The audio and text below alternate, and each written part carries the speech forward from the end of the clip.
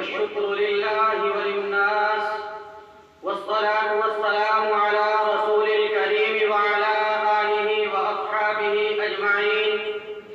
أما بعد فأعوذ بالله من الشيطان الرجيم. بسم الله الرحمن الرحيم.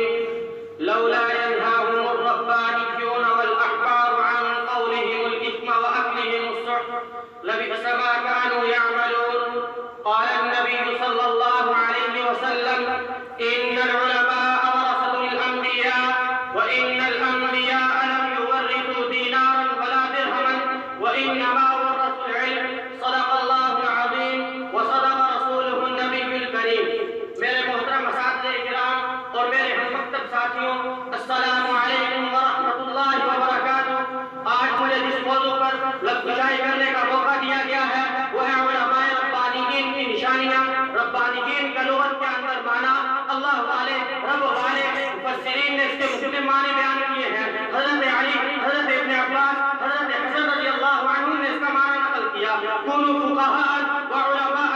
حضرت قتادہ رضی اللہ عنہ نے اس کا معنی نقل کیا: کونوا حکماء وعلماء.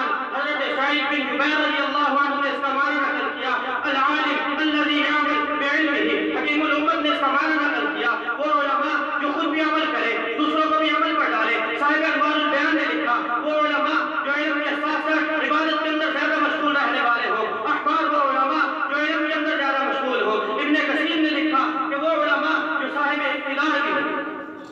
سامعین محترم، علماء ربانیین کی بہت ساری صفات ہیں، جن میں سے دو صفات کو اللہ رب العزت نے قرآن مجید فرقان حمید کے اندر بیان کیا. ان میں سے ایک نہی عن المنکر ہے، جس کی طرف مذکورہ آیت کے اندر اللہ رب العزت نے علماء ربانیین کو نہی عن المنکر کے ترک کرنے پر زجر اور توبیخ کے انداز میں خطاب فرمایا. اشارۃ النص سے یہ بات ثابت ہوئی کہ نہی عن المنکر کرنا یہ علماء ربانیین کی نشانیوں میں سے ایک نشانی ہے.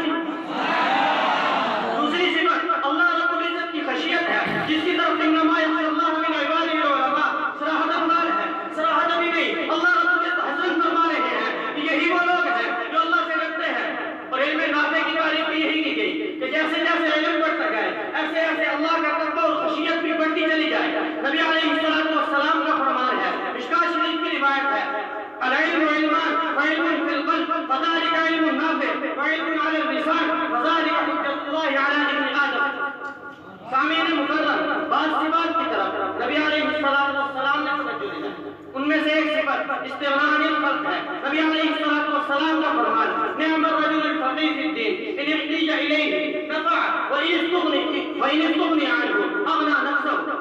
سامعین مکرم، جب یہ انبیاء علیہ السلام انبیاء کے وارث، تو ان کے اندر وہ ساری کی ساری صفات موجود ہونی چاہیے جو انبیاء علیہ السلام کے اندر موجود تھی. پھر انہوں نے کہنے دیجیے حسن اخلاق کے اندر انک لعلی خلق عظیم کا مصداق نظر آئے. خشیت میں انما یخشی اللہ کا مصداق نظر آئے. امر بالمعروف اور نہی عن المنکر میں لعلک باخع نفسک علی آثارہم ان لم یؤمنوا کا مصداق نظر آئے.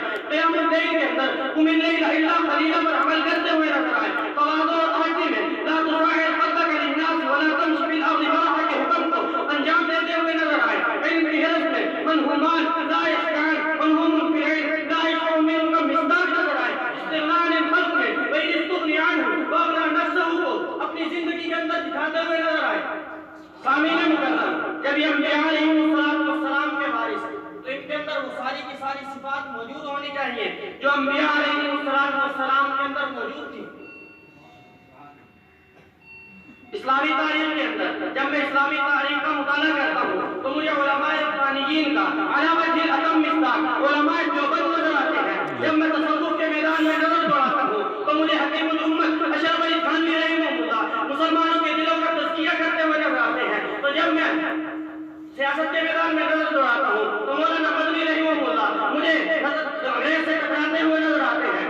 آخر انہی حضرات کے بارے میں شاعر نے کیا خوب کہا: یہی ہے جن کے سونے کو فضیلت ہے عبادت پر، یہی ہے جن کے سونے کو فضیلت ہے